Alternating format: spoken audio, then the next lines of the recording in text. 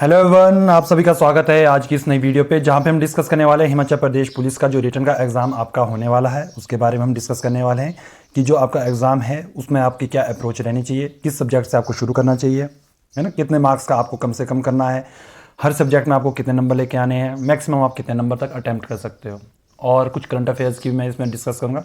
Last में मैं बताऊंगा आपको, यदि आपको कुछ भी नहीं आता, आपको लगता है कि आपका नहीं होने वाला है, आप बहुत पीछे रह चुके हो, तो आप तुक्का लगाने के लिए आपकी क्या सही अप्रोच होनी चाहिए। आगे बढ़ने से पहले जो हमारे चैनल पर नया हो, चैनल को जो सब्सक्राइब करें, बेल आइकन को प्रेस करें ताकि हमारी हर एक वीडियो की नोटिफिकेशन आपको सबसे पहले देखने को मिले। जो हमारे व्हाट्सएप ग्रुप में जुड़े हैं उन्हें पता है, मैंने लास्ट 4 दिन में उनका 60-70% सिलेबस कवर करवाया है, उनको टारगेट दे के कि ये आप करो। इंपॉर्टेंट टॉपिक ही वहाँ बताएं। अभी भी जो हमारे ग्रुप में नहीं जुड़ पाया किसी कारणवश, वो हमारे ग्रुप में ऐड हो सकता है, लिंक आपको डिस्क्रिप्शन में मिल जाएगा। वहाँ मैं आने वाले 1-2 दिनों में कुछ और इंपॉर्टेंट बातें आपके साथ शेयर कर लूँगा, ठीक है, ताकि आपको और हेल्प मिल सके। जो मैं वहाँ पे बता रहा हूँ ये नहीं है मैं बोलता हूँ कि भाई वहाँ से 100% आएगा, बट इतना है कि 90% से ऊपर चांसेस है यदि कोई मेरे अकॉर्डिंग फॉलो कर गया होगा और उसको पता लग गया होगा, ठीक है।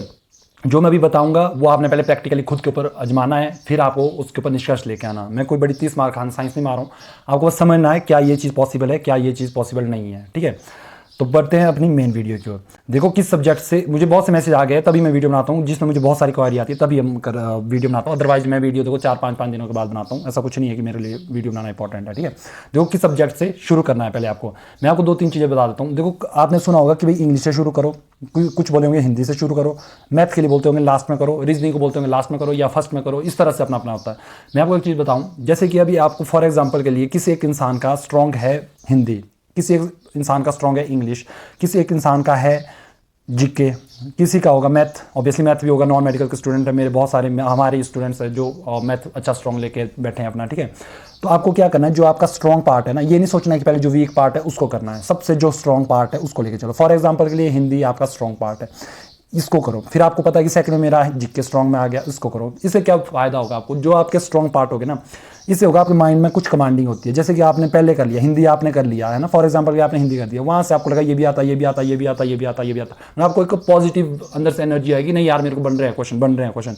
फिर आपने जीके के बाद ये भी बना, ये भी बना, ये भी बना। फिर अगर आपको कुछ आता नहीं होगा ना, वो भी बनना होगा, क्योंकि वो माइंड ना पॉजिटिव कमांड देना शुरू कर देता है कि नहीं आ रहे हैं।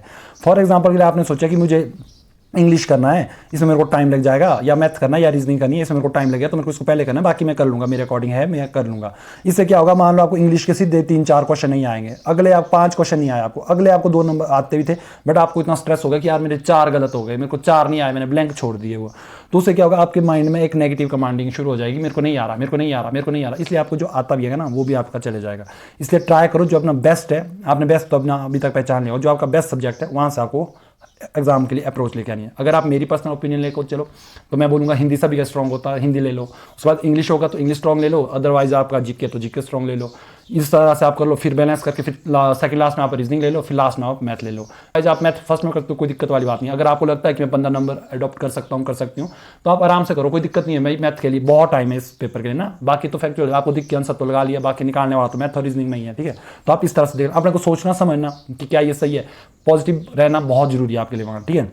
अब करते हैं कि कितने आपको हर सब्जेक्ट में कितने नंबर का करना ही करना है। आपने मिनिमम टारगेट रखना है कि हमें हर एक सब्जेक्ट से कम 10 नंबर का ही आंसर सही चाहिए। 10 नंबर तो हमें चाहिए। मतलब इसको 12 लेके चले जाओ, आप बोलोगे रीजनिंग में हो सकता है 8 भी आ जाए, तो यहाँ पे कई एक आधा हिंदी में आपका 12 तो चल जाएगा। मैंने रखा ऑन एन एवरेज ही। आपको इस तरह से अप्रोच करनी कि यार मेरे को 10 से करना है, बिल्कुल सही ढूंढना है। पहले ढूंढने में जैसे हिंदी कर रहा हूँ ना, मैं बिल्कुल सही वाले ढूंढने मेरे को बिल्कुल सही कौन से आते हैं हिंदी में, 12 हो गए। मतलब आपको लग गया ना कि बिल्कुल सही है, एक्जैक्टली मेरे 12 सही है, तो मेरे अकॉर्डिंग उसके बाद उसको छेड़ो मत। फॉर एग्जाम्पल छेड़ो मत। फिर क्या करो, फिर चले जाओ अगले वाले पार्ट में, इंग्लिश वाले पार्ट में चले जाओ।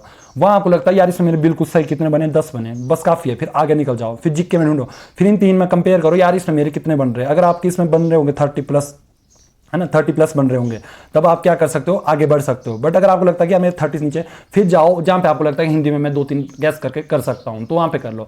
इस तरह से करना अपने को, अगर आपने नेगेटिव मार्किंग से बचना होगा, ठीक है। उसके बाद रीजनिंग में जाओगे, रीजनिंग में मान लो आप 7-8 तो कर ही लोगे, 2-3 डालेंगे तो 7-8 कर लोगे, 10 नंबर आप मैथ में कर लोगे। तो ये अगर आप इस तरह से अप्रोच करते तो 50+ आप ऑटोमेटिकली निकल जाओगे। तो 50+ ही आपको इस वक्त सेफ स्कोर में रहना है, ठीक है। अब आपको ये मैंने बता दिया कितने नंबर का होना चाहिए। अगर मैक्सिमम आप कितने अटैम्प्ट का करना है आपको, अगर आपको बोलोगे कि ऐसा नहीं कि 80-90 नंबर का करो, 100 नंबर का करो। आपको क्या करना है, कम से कम आपको 65 है ना, 65 के अराउंड 68 तक टेम्पटेशन अपनी देनी ही देनी है, ठीक है। इतना कर आपको करने का ट्राई करना है। यदि आपको लगता है कि भाई मेरे तुक्के भिड़ सकते हैं, कुछ भी हो सकता है ना, अगर तो आपका सही आंसर लग रहा है अभी मेरा कंफर्म सही है, तो 60 तक 62 नंबर भी आपके बहुत है। पर अगर आपको लगता है कि भाई कुछ रिस्क वाला काम है तो 65, 70, 68 तक आप पहुँच सकते हो। बाकी जो तुक्के भिड़ाने वाला काम रहेगा वो तो आप अपनी मर्जी से कभी तक भी बढ़ा सकते हो, ठीक है। एक ऑप्शन आपको ई रहेगी, वेरी वेरी इंपॉर्टेंट है, इसको सर्कल करना वेरी मोस्ट इंपॉर्टेंट है, ठीक है। आपको कोई भी 90 में से कोई भी इस तरह की रो ना हो कि आपकी किसी में सर्कल ना हो, जो भी होगा उसको सर्कल करते रहें। ई ऑप्शन और डी ऑप्शन में ध्यान रखें। उम्मीद है आपने जो टेस्ट प्रैक्टिस की होगी वो आपने OMR शीट में की होगी, नहीं भी की होगी तो बड़ी बात नहीं है, अब वो मत करना टेस्ट प्रैक्टिस कुछ भी।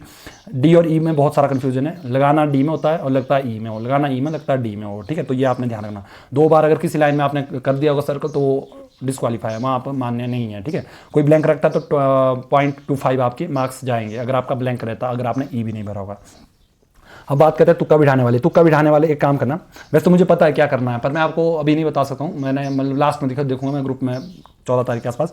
आपको क्या करना, PYQ देखना स्टेट PCS के, वहाँ पे उनकी आंसर की निकालना, ठीक है। आंसर की में देखना उनकी आंसर की में कौन से पार्ट में सबसे ज़्यादा लगे हैं, ABCD करके ना सबसे ज़्यादा करना। तो इससे आपको क्या आइडिया हो जाएगा कि भी हाँ तुक्का हम कहाँ पे लगा सकते हैं, कहाँ पे हम नहीं लगा सकते हैं। उम्मीद है आप इस पूरी वीडियो से कुछ ना कुछ सीख के जाओगे, ठीक है। ऐसा नहीं है कि आपको, अगर आपका अपने अपने अप्रोच है, बस मैंने आपको थोड़ा सा गाइड किया जो बहुत ही लगता है कि डिमोटिवेट रखे हैं, पर वो थोड़ा इतना काम कर सकते हैं तो अच्छी बात है, ठीक है। बाकी आप रिवीजन करते रहे, रिवीजन ही। और लास्ट पॉइंट, अपनी नींद को ना पूरी लेना। 6-7 घंटे सोया करो ताकि आप रिकॉल कर सको सुबह उठ के अच्छे से। यदि आप 4 घंटे सो गए, आपका अगले दिन रिकॉल पावर ही खत्म हो जाएगी, आपका माइंड ही काम नहीं करेगा क्योंकि वो स्ट्रेस भरा रहेगा। जितना आप नींद लोगे, जितना फ्रेश रहोगे, जितना आप मतलब स्टडी आज जैसे करो 40 मिनट पढ़ना, फिर 20 मिनट उठना, 40 मिनट पढ़ना, उससे क्या होगा, आपका फास्ट पढ़ोगे, रिकॉल करोगे, क्योंकि अब तो रिकॉल करने का टाइम है, लर्न करने का टाइम तो गया। अब रिकॉल करो, 2-4 दिन रहे, रिकॉल करो, और जितना आप रिकॉल करोगे सोओगे उतना आपका फ्रेश फील होगा। मिलता हूँ नई इन्फॉर्मेटिव वीडियो के लिए, तब तक के लिए थैंक यू सो मच।